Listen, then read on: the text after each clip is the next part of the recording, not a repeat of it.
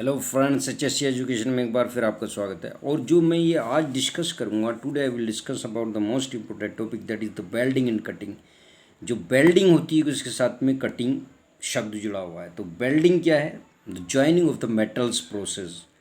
Welding is a process in which we are joining of the metals with the help of iron rod. Iron rod के द्वारा हम क्या करते, metals को जोड़ते हैं, ठीक है ना। कटिंग में गैस कटर के थ्रू जो मेटल्स है, the process of cutting of the metals with the help of gas cutter, उसके थ्रू हम जो है उसको कटिंग बोलते हैं। तो welding, cutting, grinding. The grinding is a process in which we are using a wheel to remove the old dust, paints and anything from the surface of metal and give a shape and size and design to the equipments, make it remove the defects of all these things. तो ये क्या है, उसको शेंडिंग, उसको welding, cutting, grinding, grind घिसना की चीज़ को वो बोलते हैं। तो ये तीनों आपस में जुड़े हुए हैं, तो इनकी सेफ्टी भी जुड़ी हुई होंगी। मैं यहीं रोक के कह रहा, इसकी बुक को मैं बताऊंगा तो बहुत ज़्यादा टाइम लग जाएगा। जो सेफ्टी है वो भी जुड़ी होंगी। कैसे? Welder should wear proper PP, proper रूप से पीपी पहने, एंड क्या करे, keep additional fire extinguisher, barricaded the area. Welding area वैसे ही बैरिकेटेड होता है। आपने फ्लैश बैक अरेस्टर चेक करना है, NARB non return valve check करना है। दोनों चीज़ें चेक करनी है जो वेल्डर काम करता है वहाँ पर। 2 महीने फ्लैश बैक अरेस्टर, ताकि कोई एक्सप्लोजन ना हो, बस्ट ना हो, और NRB नॉन रिटर्न वाल्व दोनों चेक करने हैं, ठीक है ना। और वो है नहीं तो इसमें मैं दिखा देता एक बार। ये इसकी थ्योरी बताऊंगा तो बहुत ज़्यादा, थोड़ा सा बताऊंगा इसमें। वेल्डिंग प्रोसीजर क्या है? A good welding procedure not only ensure accepted quality of welding joint but also safe welding. ये कह रहा है कि इसकी क्वालिटी सिर्फ वेल्डिंग को ज्वाइन करना नहीं, the basic principle of procedure welding qualification have been improved continually by the American Society of Mechanical Engineers are set for the ASME Polar Pressure Vessel Code. The code is universally accepted. The API standard 1104 is recommended for welding of pipeline. अरे मेरे भाई, ये कह रहा है American society mechanical engineer से वो welder qualified होना चाहिए। कहाँ से क्वालिफाइड होगा? 10 12वीं मुश्किल से, कोई 8वीं कोई 10वीं पास बच्चे रखते हैं वे, इस जो वर्कर्स होते हैं उनको देते 10,000 रुपये। भाई काम कहाँ से करेंगे, कहाँ से लाएंगे इतने सर्टिफिकेट?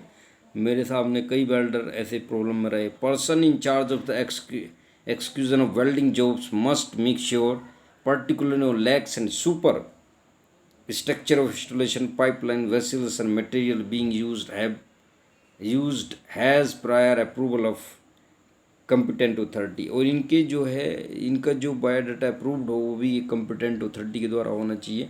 इसमें देखिए क्वालिफिकेशन ऑफ वेल्डर, वेल्डर की क्या क्वालिफिकेशन है ये भी आपको पता होना चाहिए कि welders with adequate professional competence in qualification should only be authorise in writing by the manager, installation manager, carry out welding cutting work. पहले उसका टेस्ट होता है और जो कॉम्पिटेंसी में उसका स्किल्स, नॉलेज, एक्सपीरियंस, क्वालिफिकेशन ये सब चेक करती है कंपनी।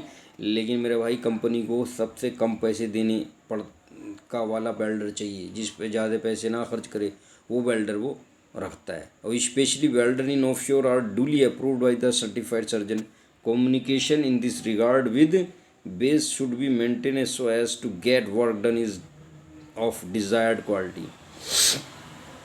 अगर ऑफशोर में काम कर रहा है, समंदर में कर रहा है, तो सर्टिफाइड सर्जन के द्वारा उसका जो है बायोडाटा अप्रूव्ड होना चाहिए। अब ये देखिए हॉट वर्क परमिट की बात करने लगे। ये हॉट वर्क परमिट में क्या होता है? जो hot work permit, welding, cutting, grinding सारी चीज़ें आती हैं जो जिसमें फ्लेम हो, ये गर्म काम हो। तो उसमें क्या कह रहा है, in view of the hazard it is necessary for all that welding jobs are regulated by a system written permit to ensure the safe condition of. तो जब आप हॉट वर्क करेंगे तो you should need to a written permission with a authorise persons, that is known as the PTW, permit to work. Permit should be in from prescribe under regulation. ये देखिए 69(2) of the oil mines regulation 1984। OMR जो oil mines regulation 1984, ये तुम्हारा पीछा नहीं छोड़ता। ये सारे सेफ्टी रूल्स एंड रेगुलेशन लगाता है। Precaution to be observed and procedure to be followed during welding, cutting work should be specified in the permit. आपने प्रिकॉशन सारे रखने हैं, ठीक है। वीडियो अगर बीच में वो हो जाए तो भाई लोग मत देखना, क्योंकि काफ़ी इतना वो नहीं हो रहा। टेस्ट फॉर फ्लेमेबल वेपर, आपने फ्लेमेबल वेपर को टेस्ट किया। नो वेल्डिंग और cutting work should be undertaken any hazardous area unless the area is examined by a competent authority with suitable gas detector and the area is found gas free। अब देखिए इतना time किसी के पास नहीं होता। क्या test for flammable vapour, क्या बार बार welder जो है वहाँ पर टेस्ट कराता है? नहीं कराता, कभी नहीं कराता। ना सेफ्टी ऑफिसर आके गैस डिटेक्टर से चेक करे। वो पूरे दिन एक आध बार राउंड लगा दिया ठीक है, नहीं तो वो अपना काम करता रहता है, उसमें कोई नहीं। इसमें लिखा हुआ है, वो लिखने की बात अलग है, अगर वो बार बार चेक करेगा तो उसका काम ही नहीं होगा। A report of every such examination should be maintain by the person making the examination. Such examination should also be made for at frequent interval during the time welding cutting work is in progress to ensure that area is keeped gas free. आपने एक board भी लगाना, working in progress and there is no hazard as such type of any flammable vapour. If during any such test the gas percentage in the atmosphere exceed 20 of lower explosive limit, अगर 20% है lower explosive जो LEL lower explosive limit, all welding cutting worker should be immediately be stopped and the work should not be restricted all till the area is made gas free। अगर वहाँ पर LEL lower explosive atmosphere exceed तो 20% से exceed है तो आपने क्या करना है, उस काम को इमिडिएटली रोक। देखिए एक तो लोअर एक्सप्लोसिव लिमिट होती है और दूसरा होता है upper explosive limit. Upper explosive limit and if lower explosive limit in between ही फायर होता है, ना उससे कम पे होता है ना उससे ज़्यादा पे होता है, तो उसका ध्यान रखना है आपको। और इसका बहुत ज़्यादा महत्व भी है, इम्पोर्टेंस है। Warning signs should be use welding in progress, आपने work in progress welding in progress आपने साइन बोर्ड लगाना है। फायर फाइटिंग इक्विपमेंट रखने, पर्सनल प्रोटेक्टिव इक्विपमेंट पहनने, जो वो मैंने सब कुछ पहले ही बता दिया आपको। इसमें मैं चाह रहा हूँ कि इस बुक को कवर कर लूँ इस 4 से 6 7 8 10 वीडियो में, तो मेरा काम हल्का हो। प्रिकॉशन ड्यूरिंग वेल्डिंग, आपने सारा remove all unnecessary material and flaming material from the work place as the oil grease, no smoking on or the working place, no smoking। A person should be spared deputy to keep watch and prevent fires being started by the sparks। ऐसा कुछ नहीं होता, कोई person वहाँ खड़ा नहीं होता है।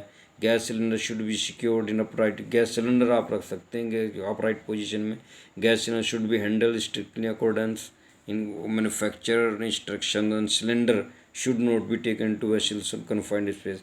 आपने सिलेंडर को सही रखना है, अपराइट पोजीशन में रखना है, उनसे हवा किसी तरीके के एक्सप्लोजन पे। वेल्डिंग इन कन्फाइंड स्पेस आपने पूरा अरेंजमेंट करके वेंटिलेशन का लाइटिंग का तब उनमें करना है। In case the atmosphere is confined if contain less than आग 19 कह रहा है, ये 90.6 से अगर कम है, 19% लिखा, 90.6 से कम है तो यू कांट एंटर। आपने बार बार फिर चेक करना है। Welding on pipeline, before welding cutting of pipeline which contains flame liquid और gas the pipe should be disconnected blinded. जिसमें फ्लेमेबल कुछ भी गैस या पाइप में कुछ भी है तो उसे आप डिसकनेक्ट करेंगे, ब्लाइंड करेंगे और क्लोज करेंगे वाल्व को, तो आइसोलेट करेंगे, तभी जाके उस पर वेल्डिंग कटिंग करेंगे, अदरवाइज नहीं, वो फर्स्ट हो सकता कुछ problem. First aid box adequate supplies of burning dressing and should be kept readily available at the place of work. आपने फर्स्ट एड बॉक्स रखना है इनके पास और सारे काम करने हैं। ये हो गया भैया आज का आपका, ठीक है। During radiography test person handling the radiography equipment should be protective kits, आप रेडियोग्राफी द्वारा प्रोटेक्टिव किट्स होनी चाहिए। Other person working there should remain away so that they are not expose to radiation hazard. अब इन्हें इसमें भी वो दिया, रेडियोग्राफी अलग चीज़ है, वेल्डिंग कटिंग ग्राइंडिंग सब ये अलग अलग चीज़ है, इसलिए मैं वो नहीं कर रहा। Thank you so much to watch this video, thank you.